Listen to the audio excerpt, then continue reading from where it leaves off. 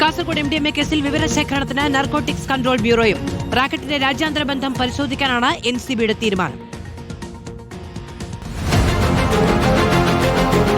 Kasaragod MDMA case അട്ടിമറിക്കാൻ ശ്രമം നടക്കുന്നുവെന്ന വിവരം പുറത്തുവന്നതിനിടെയാണ് കേന്ദ്ര ഏജൻസിയായ NCBയുടെ എൻട്രി. MDMA കേസ് സംബന്ധിച്ച് കൊച്ചി ഓഫീസിൽ കൂടിയാലോചന നടത്തിയതിന് പിന്നാലെയാണ് വിവരശേഖരണത്തിലേക്ക് നീങ്ങാൻ NCB തീരുമാനിച്ചത്.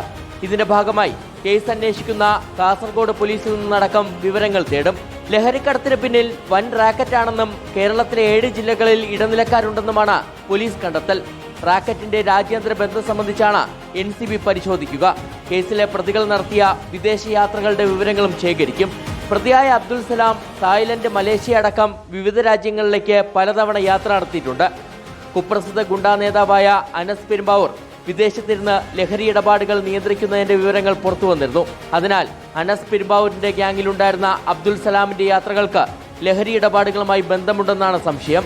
ബംഗളൂരുവിൽ നിന്ന് എറണാകുളത്തേക്ക് MDMA എത്തിച്ചു നൽകിയിരുന്നത് ഇതര സംസ്ഥാനക്കാരിയായ യുവതിയാണെന്നും ഊബർ കാർ ഉപയോഗിച്ചായിരുന്നു ലഹരിക്കടത്തെന്നും പോലീസ് കണ്ടെത്തിയിട്ടുണ്ട്. അതിനിടെ പ്രതികൾ ഹവാല ഇടപാടിന്റെ കണ്ണികളാണെന്നും രാഷ്ട്രീയ നേതാക്കളുടെ മറപറ്റിയാണ് മയക്കുമരുന്ന് കടത്തിയതെന്നും സൂചനയുണ്ട്. റിപ്പോർട്ടർ, കൊച്ചി.